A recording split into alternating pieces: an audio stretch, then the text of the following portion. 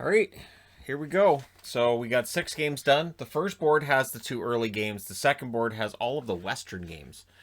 Because it's just easier. That way I'm not working with 2 easels for too long. And it's something I've started doing this year. And man, the first time I did it, I was like, okay, this is much easier. There were times last year where I was using 2 or 3 easels, and I'm starting to think, that might not have been the best move. I just won. It doesn't matter how many boards I switch to. It makes no difference to anybody out there. It makes no real difference to me when I do the reviews. Things are easier. All right. Preamble aside, let's talk about Washington and Boston. This is the best game I've seen Washington play in a while. This was a pretty complete game by Washington. And it was not an overly exciting game. It wasn't a game filled with all kinds of opportunities, but they suffocated the Bruins well. Rask versus Vanacek, 299 wins for Rask. I had a feeling it would still be 299 at the end of this, but Rask wasn't a problem tonight. Despite Rask's career numbers against Washington being iffy, tonight he actually played really well. Chirpy start. Of course, Marchand's involved in the chirpiness. Early power play for the Capitals. Rask denies Wilson. The penalty kill, successful. Pasta then hit a post on the breakaway. Because he hit the post, it's not a shot. Bruins didn't have a shot yet. Shots were 5-0 for the Caps at 7 minutes. Oshie almost gets one. It was all Washington the first half of the period. Capitals scored. It was an Oshie goal. It was challenged as offside. Replay said it was offside. And I thought, yeah, it's probably offside, but it's one of those ones the linesman's looking going, well, he skied it. Yeah, sure, he's fine. He's onside. I don't know. It's up in the air. I guess, sure. Bruins seem to step slower. They seem to step slower through a lot of this first period. Capitals get a second power play, but 37 seconds later, it became a 4-on-4. And then with 10.5 seconds left, the Bruins get a power play. So we start the second period. No shots for that Bruins power play. That pretty much ends the power plays in this game. And neither team was getting shots in that second period. Like it was to the point where there were more shots in one period of this game than in 2 periods of this game for a while. By the end of the second period, this game barely had more shots through 2 periods than this one had through 1. But I was watching my phone and keeping an eye on it, it'd be interesting to see if that's how it turns out. There were 12 shots in the first 28 minutes. That's it. 12 shots. There was the shots were 3-1 for the Bruins with 8.5 minutes left. The Caps then had a 2-on-1 that was defended by Pastrnak. Rask stopped Oshie on a chance, and then he stopped Kuznetsov soon after that. Bruins press with 6 minutes left, and in the last minute, Craig Smith had a shot that was saved. So there was some action in the second half of that period, but we go to the third still scoreless until Pastrnak scores from Marchand at 1:19, and that was on a Karlsson turnover that was forced by Marchand, because I don't want it to seem like, well, Karlsson screwed up. He didn't. It was a great turnover forced by Marchand. Caps then try to answer. Rask stops a Karlsson shot, but Corrali with a turnover in his own zone. It ends up in the back of his net. Eller with the goal from Panik and Jensen at 6:14. So Richard Panik continues to end up on this board quite a bit. Rask with a two-pad stack on Ovi, and it was a shot where Ovi probably would have roofed it, but he would have hit his own player in the back, and so he shot it lower than he probably would have otherwise. And then Ovi had this thing going with Frederick. Trent Frederick, for whatever reason, wanted to get his goat. And it's not the smartest move. So he cross-checks him a couple times, and Ovi decides, fine, takes the stick, right in the nuts. So, he sticked him. And Frederick, Trent Frederick, to his credit, didn't change how he played the rest of the game. It would give me pause. I would rethink some stuff. I would. I'd be like, even with a cup, that's still got to be uncomfortable, right?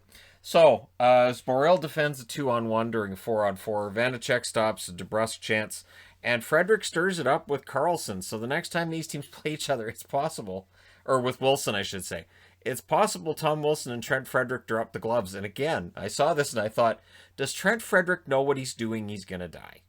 That's all I could think is okay, he's chirping with Wilson, who will kill him. He's out there cross-checking Ovechkin, who is also capable of murder. I I I don't know whether to envy his courage or cringe at what may happen to him in the next game.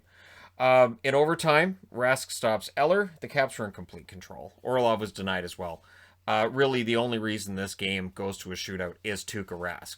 The problem is, in a shootout, I don't tend to favor Tuukka Rask against the Caps, and Jacob Vrana scores the goal on the first shot, and that's the only goal scored during the shootout. So the Capitals win this. They go to 13-5-4. Boston goes to 12-5-3. We'll see what happens with Frederick the next time they play the Caps. The shots were 7-2 Washington in the first. Yeah, Boston only had 2 shots. 7-4 Boston in the second, and then 12-9 in the third as the game opened up and we got some scoring. And in the overtime, Washington outshot Boston 5-1. So they had more shots in the overtime than they had in the second period. Final shots 28-19 for Washington. Both teams went 0 for 2 on the power play. Vanacek saved 18 out of 19, and Tuukka Rask saved 27 out of 28. So again, Rask, good numbers, and a loss. Sounds about right. I mean, it's a shootout loss, but still. Toronto. Is there any doubt now that Toronto's the best team in Canada? And again, this begs that question, doesn't it? Because this whole game, I'm like, I need to do a video about the Leafs. And I know people are going to get upset. It's going to be, oh, he's doing this for clicks. He's doing this for clicks. But maybe I need to do a video about the 4 best teams in the divisions. Just the 4 division contenders right now. And compare them. Maybe do that, right? Because Toronto's going to compare very favorably to a lot of teams. And honestly, this 3-game set with the Oilers, I am so impressed with Toronto right now. The Oilers, coming into this, had 29 first-period goals, which is number 1 in the NHL. They come out of tonight with 29 first-period goals. The shots were 5-0 Oilers at 3 minutes. So again, the Oilers get off to a good start. They're getting all kinds of chances. Anderson's denying them. Matthews, his shot looked fine tonight. He doesn't get on the board. So Matthews, the whole will he, won't he end up with the 50 and 50? We're now going through that lull. You're going to get lulls. And so that conversation, we can shelve that for another year and see who gets off to a fast start next year. And we have that conversation again, right? The Leafs press at 6 minutes. Smith denied a wrister from Hyman, but Vesey, Jimmy Vesey scores from Spets and Boyd at 9:03. I'm going to say for Leaf fans that wanted Vesey to be a healthy scratch, after tonight's game, it might take a bit. That was the 6th shot for the Leafs. The Oilers had 7 to that point. So again, it's an issue for Edmonton where, yeah, they're getting chances. They're just not going in the net. 12 wins, scoring first coming into tonight for Toronto, which leads the NHL. We can now call it 13. Yamamoto was in the locker room. He would come back out. Draisaitl and Yamamoto on a 2-on-1. Brody defends, and then Yamamoto was off again. He took a boot to the nose. He was lucky it wasn't a skate blade. There were 2 incidents tonight with skates getting perilously close to the face. Nobody likes to see that. That's terrifying. So don't have this happen. We don't need this in hockey. So yeah, Yamamoto was okay, and he was lucky that it was the boot and not the blade. Smith denies an Engvall tip, and we go to the second period with it 1-0. Close game. If Edmonton can get the next goal, it doesn't happen. It's Vesey scoring his 2nd goal in a row, and again, it's Spets and Boyd with the assists at 2:57. And then this one, Bear was late coming back. And it's a conversation to be had if you're Edmonton now, which is the defensive coverage and players being caught out of position, players maybe being slow to get to where they need to be. And it's not just Bear. There were a lot of players that were going through this tonight for Edmonton. Power play for the Leafs. That was a Neal slash, so Neal was back in the lineup and didn't get a point tonight. Tavares scores on the power play 6 seconds into it. From Thornton and Marner at 4:44. So Joe Thornton continues his amazing run, defying the aging process now that he's in Toronto. And then Mikheyev scores from Hyman and Engvall at 7:02. Power play for the Leafs. Smith stops a chance from Matthews, but still, it's 4-0, right? However, Nugent-Hopkins would score from Draisaitl and Chris Russell at 13:46. And you could feel some momentum now for the Oilers. Some confidence. Like, okay, we've broken this scoreless drought we've been in for 2+ games. And trust me, until that Nugent Hopkins goal went in, I thought, okay, are we going to see the Oilers shut out 3 games in a row by 3 different goalies? Because that has to be a record. That has to be something that's never happened before. And we didn't see it, but boy, did we get close. Nylander then scores from Tavares and Riley at 18:22, and it was a beautiful goal by Nylander. He waited out Smith, and he put it exactly where he needed to. It was absolutely gorgeous, fantastic goal, goal scorer's goal to make it 5-1. And then with 16.2 seconds left, Toronto gets another power play. Edmonton didn't have a power play tonight. This is another issue. Third period, shorthanded break for Draisaitl, that was saved. The Leafs would get another power play, and then with 9:38 left, they get their 5th power play of the game. They don't need to score on them, they just get them. However, they score on this one. Hyman scores from Spezza and Brody at 10:33. Hyman's on a bit of a streak himself. That makes it 6-1, and that's your final. Toronto now 18-4-2. The Oilers have dropped to 14-11. 3 losses in a row, and you bet that on that power rankings board, I've had to do a major course correction with the Oilers because, again, it's not just that you lose 3 in a row to Toronto, it's how. And Toronto made it look pretty easy. Shots in this one, deceptively close, or they just got out goaltended. 10-9 Toronto's favor in the first. They outshot them 11-9 in both the second and the third. Final shots 32-27 for Toronto. Power plays, Toronto had 5 and scored twice. Anderson, 26 saves on 27 shots. Smith, who at times looked good, but you can't have him saving 25 out of 31, allowing 6 goals. And that's where we're at. So the Oilers are kind of in disarray. And next up for them, pretty sure it's the Flames, right? So, yeah, that's going to be an interesting battle because with the Oilers not getting a single point in the 3 games against Toronto, not even a point, they're leaving that door open for the Flames as well as for Montreal, where Montreal can go, all right, well, we can catch Edmonton then. So Edmonton looked pretty free and clear a week ago today, and now, not so much. That being said, I need to change boards. St. Louis did what they needed to do. They go to Anaheim, and they come out of there with victories. And the odd part is St. Louis probably wants to play Anaheim a lot more because their power play looks competent against Anaheim. In fact, it looks deadly against Anaheim. So the early chances were for the Ducks. Henrique nearly buries a turnover, which went wide. The shots were actually 5-2 for the Ducks 9 minutes into this. So again, the early start, all the play seemed to be in favor of Anaheim. There were very few whistles, fast game to that stage. And then the Blues get a power play, and they score on it. Sundqvist from Perron and Krug at 14:45. So Krug on the board, and it's power play helper because that's what he's good at, and hopefully this is a sign that St. Louis's power play has woken up. The Blues press after the goal, but the late power play goes to the Ducks. So we go to the second period. It's still 1-0. Zegras was denied goal number 1, which I thought was kind of rude from Jordan Binnington, but he denied him. The Ducks press at 2.5 minutes. Things get kind of scrummy at the Blues net at around the 5-minute mark. Binnington then stops a Getzlaf shot, as this was a pretty good back and forth game. And Anaheim played well. But where they fail is on the penalty kill, because power play for the St. Louis Blues, and it's Braden Shen. Power play marker. Krug and Sundqvist with the assists at 10:02. And to that point, they were 5 out of 11 in terms of power play goals on the season against Anaheim. So this is a team that has scored 11 power play goals at that stage for the whole year, 5 of them against Anaheim. They love playing Anaheim. But not long after that, it's Comtois scoring from Terry and Getzlaf at 14:13, and it's a good bounce for Anaheim, and you got to get those, the good bounces. That makes it 2-1. Nathan Walker then hits a post for St. Louis. Crossbar then for Silverberg at the other end, so both players getting to know the iron around the goaltender's net.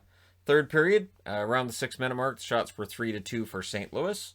Comtois had a chance that goes wide, but the Ducks get a power play, so Comtois draws the power play. Binnington denied Lundestrom, and then the Blues get a power play. Now, these first 2 power play goals were scored 49 seconds into those power plays, like a total of 49 seconds on the power play. And On this one, Sanford scores from Kyrou at 13:08. So with that one, they were now 6 for 10 against the Ducks. So 6 out of their 12 power play goals scored this year have been against Anaheim, and 10 of their power plays against Anaheim, they've scored 6 times. So their power play is clicking at 60% against Anaheim. It's just, and it's like, what, 2% against the rest of the league? Like, it just feels like they get all their power play goals done against Anaheim. And it's what does the Anaheim Ducks in tonight. 5-on-5, they were good. 2:20 left, the Ducks get a power play. It becomes a 6-on-4 with 1:18 left. The Ducks call a timeout.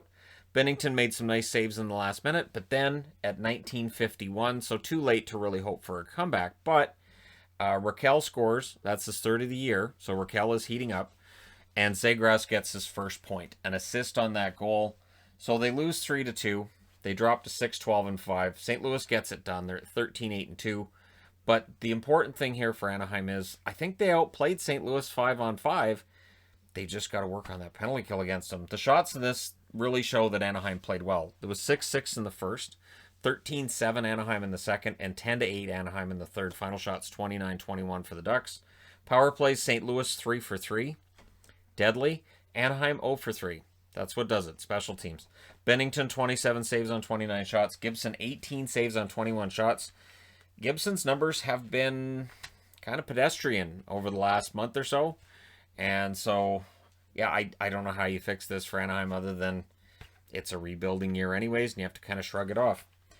All right, continuing our trip through the West, as all of these games are Western Division games, which I think is really good scheduling. The Vegas Golden Knights. And you got the feeling that game one in this series with Minnesota, that Minnesota let it get away.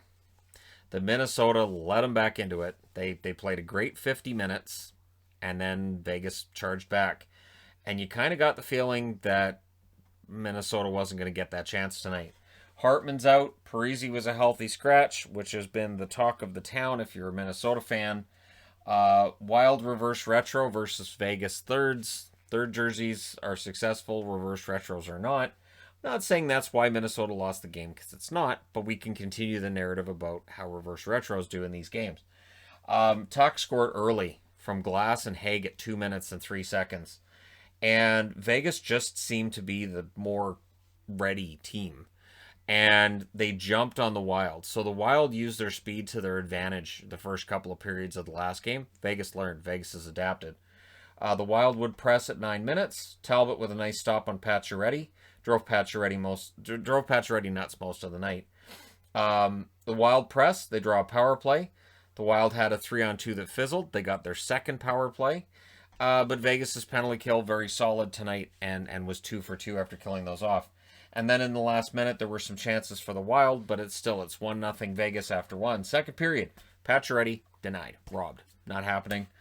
Vegas would get a power play. Talbot stopped a Marchessault chance, but then Marchessault got the next chance in the net from Tuck and Carlson on that power, or just after the power play ended, at 5:03. So if the first Marchessault one went in, that would have been a power play goal. This one was just after it ended, so it's not a power play goal. So technically, Vegas struck out on the power play tonight, but really it was 1 for 2. Eriksson Ek then fanned on one. Kind of one of those he may not have known where it was kind of things. And yeah, and then Foligno, who has been an absolute warrior for Minnesota in recent weeks. Marcus Foligno from Cole and Fiala at 9:52, reminding me why he's been a player that I've rooted for many years. Vegas then presses with 6 minutes left. Sturm had a chance that was fired wide. Nico Sturm is getting a ton of really good prime opportunities. Late Vegas power play, and Eriksson Ek took a skate to the face, appeared to catch him in the mouth. And again, he's okay because it's not the blade. So, and they even talked about he's lucky, it's not like the Bourrier-Salming 250 stitches cut that he took in, many, many years past. So 2 scary skate incidents the same night. Knock it off. Knock it off. No more of that. And I know it's a fluky thing, but it makes me nervous because it feels like, okay, we got away with a couple tonight. The next one could be another Boychuk, and we don't need that. Third period, Greenway had a chance out of the box. So that there was a power play, and Greenway gets the chance as he gets out of the box. The Wild then pressed 2.5 minutes in. They get a power play. Kaprizov was denied. Kaprizov had a fantastic third period. Played a lot of minutes. just could not get a goal. Near miss then for Eriksson Ek, and then we get 4-on-4 play for 1:58. And Stone scores from Stevenson at 11:07. And then about 5 minutes after that, at 16:38, it's Stevenson getting a goal to go with that assist from Stone and Pacioretty at 16:38. So Stone on the board a couple of times tonight, and he remains red hot. And then they pull the goalie, because why not? I mean, you're not going to get 3, but give it a shot. And William Karlsson hits the empty net from Haig at 17:41. So for William Karlsson, that's a goal to go with the assist, and he stays pretty hot too. And Vegas wins this 5-1 to go to 14-4-1. Minnesota drops to 12-7-1. In the shots category, Vegas outshoots them 12-10 in the first, 8-7 in the second, and in the third, Minnesota outshoots Vegas 20-8. Yeah, it was Minnesota had tons of opportunities. Just Fleury was fantastic. 37 shots for Minnesota to 28 for Vegas. Power plays, Minnesota 0 for 3, Vegas 0 for 2. Talbot saves 23 out of 27. And Fleury saves 36 out of 37. So Fleury definitely gets his numbers back up after kind of a pedestrian game in the last one, numbers-wise. And yeah, that'll bring his numbers right back up again. Next up, LA at home against Arizona. LA is definitely cooled off. That big winning streak is done. And coming out of this one, I don't know. And yet at the same time, they played really well at points. Antti Raanta stole this.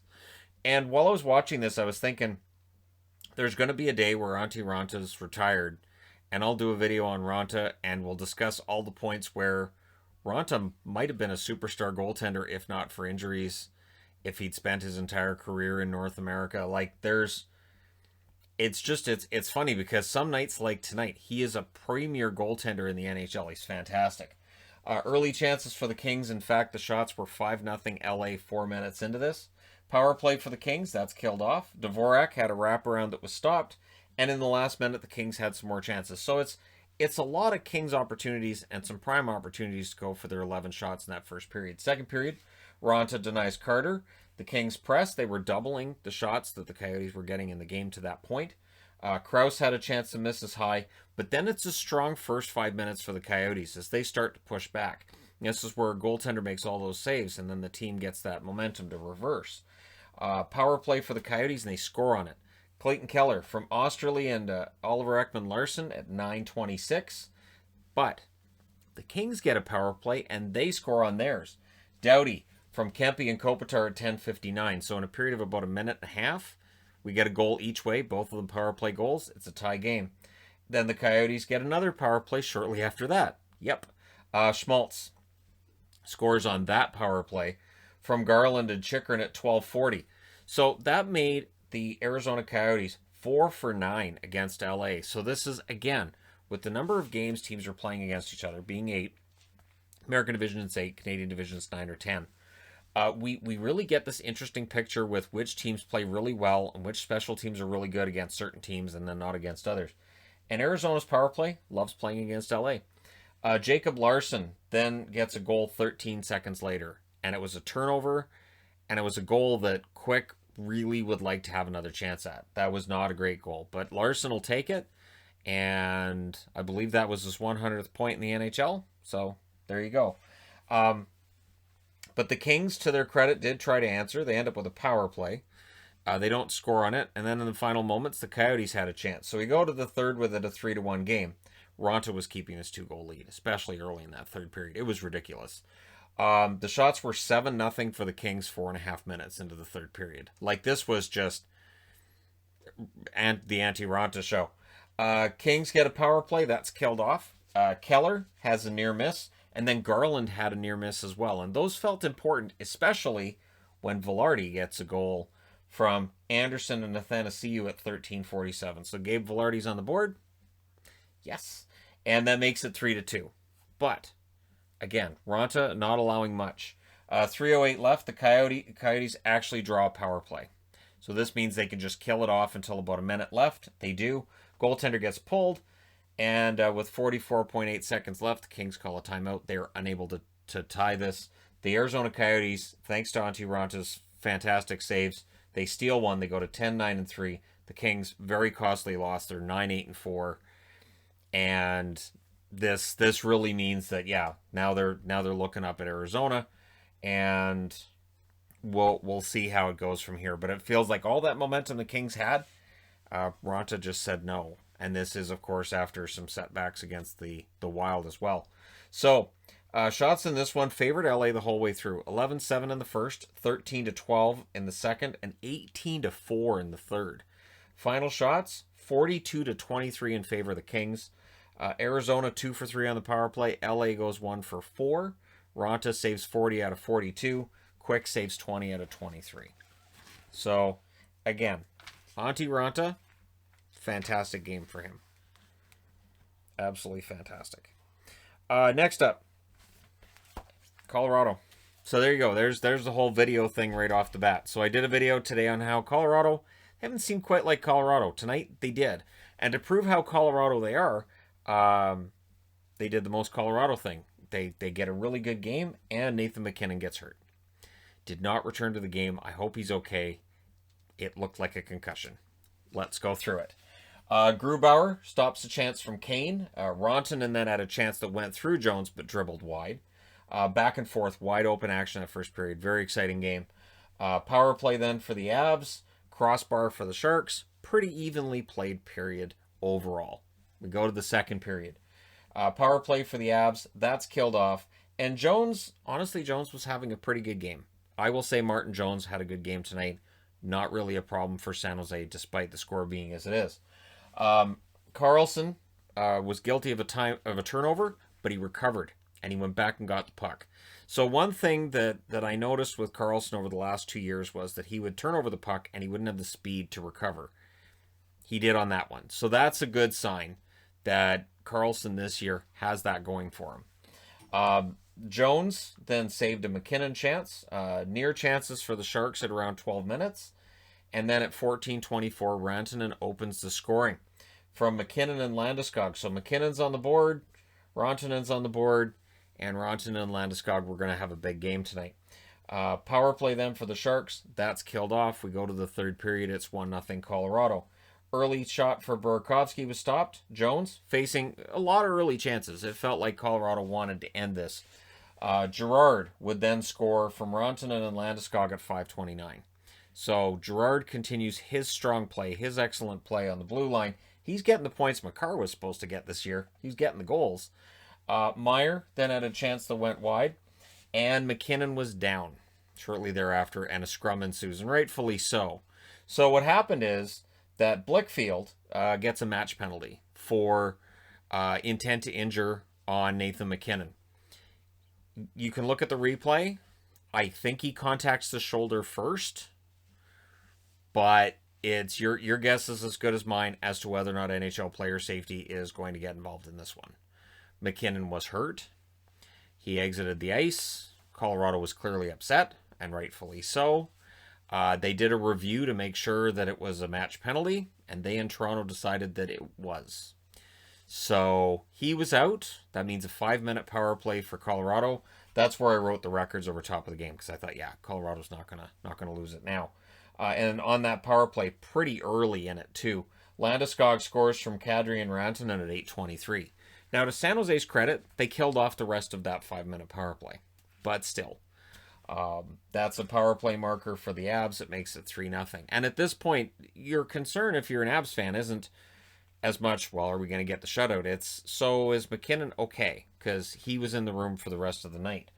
Crossbar for Saad. Things get kind of scrummy with 7:49 left. We get 4-on-4 for 58 seconds, and then we get a... So, before the power play was out, Saad gets a penalty for goalie interference. That makes it 5-on-5 or 4-on-4 for 58 seconds, and San Jose gets a brief power play of 1 minute and 2 seconds. But that's killed off. So that's killed off, and then Colorado scores again. It's Rantanen from Kadri and Landeskog at 14:34. Then with 4 minutes and 40 seconds left, the Sharks get their third power play. It doesn't score. Grubauer almost cost himself the shutout late in the game, but he recovered and made a save rather than cost himself the shutout. And that's the 14th of his career. So the final score is 4-0 in favor of Colorado. They go to 12-7-1, And for San Jose, 8-10-2. That hurts. Again, if they'd won this tonight, they go to 9-9-2. Instead, they drop to 8-10-2. And with the win by Arizona, it starts to get kind of difficult. And for Colorado, very important win tonight, and kind of an authoritative win as well. Shots 10-9 Colorado in the first, 10-7 Colorado in the second, 18-10 Colorado in the third. Yeah, Jones was under siege. Final shots 38-26 for the Avalanche, who were 1 for 4 on the power play. San Jose was 0 for 3. Grubauer saves all 26 shots for his 14th career shutout. Jones saves 34 out of 38. And of course, the headline is going to be that Nathan MacKinnon does not return to the game. So we will see. I would guess in a News of the Day video tomorrow, we may be discussing that and how things are going to go for the Avs. But I will say this: there are teams in the league that adjust well to injuries. St. Louis is one of them. Colorado's another. Pittsburgh's another. Because they're kind of well versed in dealing with injuries and having to respond when key guys go down, and they kind of get used to that, and they all rally around each other. So this is the time for Colorado to show they do that as well, because I know there were injuries for them already, but McKinnon's on that whole next level. So we'll see how it goes. Let me know your thoughts regarding these games in the comment section below. As always, don't forget to hit like and subscribe if you're browsing your way through. You just happened upon this video. Thank you guys so much for watching, for all your support. I will talk to you again soon.